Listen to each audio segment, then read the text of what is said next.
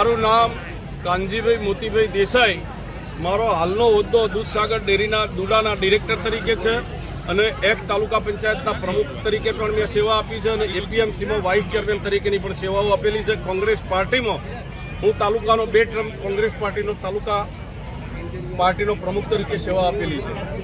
અને આ પશુપાલક સાથે હું પણ પશુપાલક છું મોટો, અને મારી પશુપાલક સાથેનો ઘરાપો છે.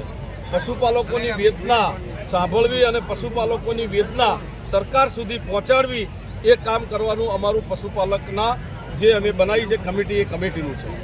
એટલે અમે આ રીતે વેદના પશુપાલકોની ઠેક સરકાર સુધી પહોંચાડવાના છીએ અને સરકારશ્રી અમારું વાત નહીં સાંભળે તો અમે પણ વાત કરો છો હાઈકોર્ટનો પણ સહારો લેવાના છીએ. કયા મુદ્દાઓને લઈને આજે જે મુદ્દાઓ તો અમે લગભગ 17-18 મુદ્દાઓ છે.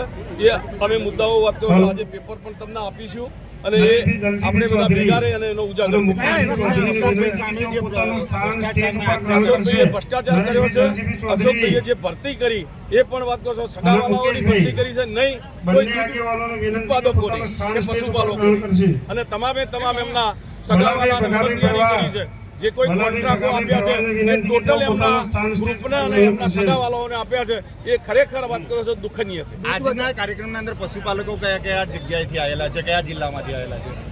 પાટણ જિલ્લાના તમામ તાલુકાઓમાંથી આવેલા છે અને અમુક આગેવાનો અને અમુક લોકો મહેસાણા જિલ્લામાંથી પણ અહીંયા પધારેલા છે. એ અહીંનો જ વતની છે. હાલ એનું રેસિડેન્ટ અહીંયા છે અને એનું કાર્યક્ષેત્ર પણ પાટણ. દૂધ વધારાનો ભાવને લઈને દરેક પશુપાલકોને વિનંતી લઈ અને જો આજુબાજુના જે સંઘો છે આપણે બનાસકાંઠા એનો ભાવ વધારો જોઈએ. એના ભાવ વધારા સામે આપણે નહીં